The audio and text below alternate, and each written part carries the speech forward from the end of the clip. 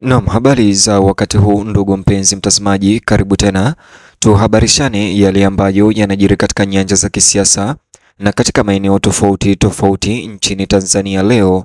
Ripoti ya habari za hivi punde ni kwamba bunge la Seneti la Marekani Washington limetuma pigo kubwa kwa ikulu ya Dodoma na kumwacha Samia Suluhu na habari hizi mbaya siku ya leo.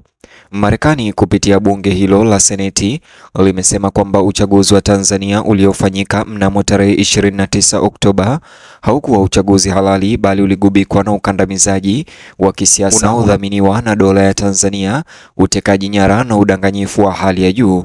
Wamefichua kwamba uchaguzi wa Tanzania uliofanyika Oktoba uliamuliwa kitambo, muda mrefu kabla ya tarehe 29. Wamemtumia ujumbe huu mzito serikali ya Samia Suluhu Hassan sasa hivi huko ikulu ya Dodoma. Kabla ni kujuze mengi zaidi walioyasema bunge hili la Seneti la Marekani kuhusu Jamhuri ya Tanzania, like video hii kisha subscribe na ubonyeze alama ya kengele. Huko Washington, Marekani, hali ya wasiwasi inazidi kuibuka kuhusu mwelekeo wa kisiasa wa taifa la Tanzania, huku wajumbe waandamizi wa kamati ya Seneti ya mahusiano ya kigeni wa Marekani wakitoa tathmini kali na isiyo ya kifani kuhusu mchakato wa uchaguzi wa hivi majuzi nchini Tanzania. Maseneta wanaofahamika kama Jim Risch na Jeanne Shaheen wakizungumza katika nafasi zao kama wajumbe wa cheo cha kamati hiyo walitoa taarifa ya pamoja kulaani kile walichokitaja kuwa uchaguzi wenye dosari kubwa na ulioratibiwa na serikali.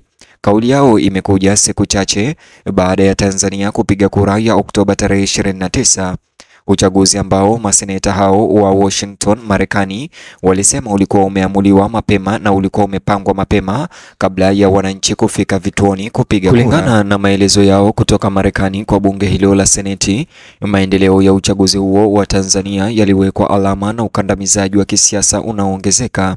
Ripoti zilizofika Washington zilionyesha utekaji nyara ulioratibiwa wa viongozi wa upinzani, unyanyasaji wa waandishi wa habari na kuingiliwa kwa utaratibu katika shughuli za kampeni.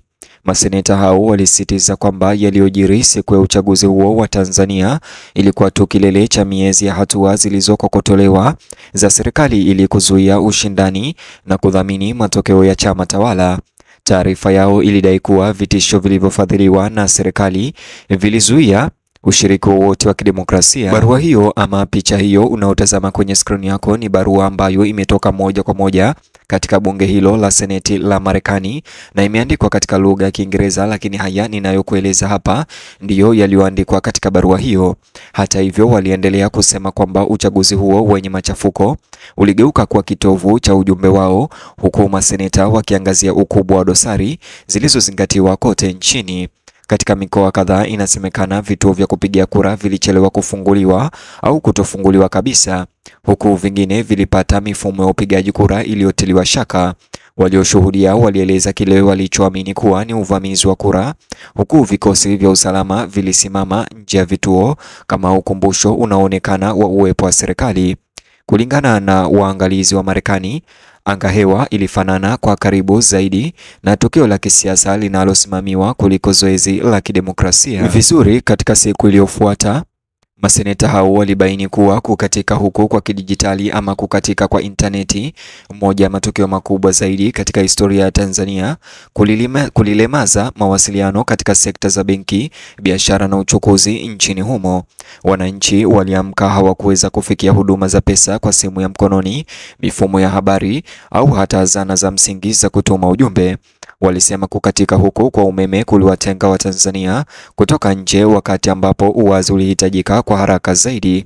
Katika kuelezea matokeo, Risch na Shaheen walisema hasira ya umma ilienea katika miji mingi, huku raia wakipinga kile walichokiona kama mchakato wa kuibiwa, hivyo kuzua maandamano ya machafuko. Umati wa watu ulitaka majibu kuhusu uhalali wa matokeo na uwajibikaji wa taarifa za kutoweka kwa wanaharakati katika siku chache kabla ya uchaguzi. Kilichoanza kama makusanyiko ya amani kiliongezeka haraka wakati vikosi vya usalama vilitumwa kuwatawanya waandamanaji. Kauli yao ilishutumu mamlaka za Tanzania kwa kujibu machafuko ya wenyewe kwa kutumia nguvu kupita kiasi. Kulingana na maseneta hao kutoka Marekani, mamia ya watu waliuawa wakati wa mapigano yaliyoendelea hadi usiku. huku wengine wengi wakikamatwa au kudaiwa kutekwa nyara. Madai haya yanaakisi ripoti za awali kutoka kwa makundi ya haki za binadamu ambayo yaliandika matukio ya magari ya kijeshi yakiingia katika vitongoji vya kiraia, kurusha risasi hewani na katika baadhi ya matukio yakitumia risasi za moto. Rich na Shaheen ambao ni maseneta wa bunge la Marekani walisema kuwa hatua hizi zilionyesha serikali isiyo tayari kuvumilia upinzani hata wakati wananchi walitumia haki yao ya kikatiba ya kuhoji uadilifu wa uchaguzi na kuandamana. Maseneta hao zaidi walionya kwamba hatua za chama tawala zimezua hali ya hofu ambayo sasa inatishia udhabiti mpana wa kikanda. Iwapo Watanzania wangeogopa sana kuzungumza na kama mataifa jirani yangeona ghasia hizo kama kawaida mpya, athari za kisiasa zingeweza kuenea zaidi ya mipaka ya nchi. Wasiwasi wa Washington haukuwa tu kuhusu demokrasia, walisema, lakini pia kuhusu athari za muda mrefu za usalama kwa Afrika Mashariki. Taarifa yao ilisisitiza kuwa Marekani kihistoria imekuwa ikidumisha uhusiano wa karibu na Tanzania unaojikita katika ushirikiano wa kisiasa, uwekezaji wa kiuchumi na malengo ya pamoja ya kimaendeleo. Hata hivyo, waliashiria kwamba ushirikiano huu sasa unaweza kuhitaji kufanyiwa tathmini upya. Kulingana nao, kama Marekani kuendelea kukaa kimya kungedhoofisha uaminifu wa Marekani juu ya viwango vya kimataifa vya haki za binadamu. Uchunguzi huu kutoka Washington unakuja wakati ambapo mvutano ndani ya Tanzania tayari umeshamiri. Ripoti za awali ziliangazia kuongezeka kwa machafuko wakati wa maandamano katika mikoa mbalimbali ikiwemo jijini Dar es Salaam, Dodoma, Arusha na Mwanza, hasa baada ya wananchi kueleza wasiwasi wao kwamba mazingira ya uchaguzi yameandaliwa ili kuwatenganisha wapinzani. Baadhi ya takwimu za upinzani zilidai mienendo yao ilikuwa ikifuatiliwa, huku wengine wakisema wamepokea maonyo kutoka kwa watendaji wa serikali wasiojulikana. Mashirika ya kiraia yaliripoti kuongezeka kwa kuingiliwa kwa shughuli zao katika wiki chache kabla ya upigaji kura. Wanaharakati wengi walielezea kuongezeka kwa kukamatwa kwa watu usiku na kutoweka bila sababu.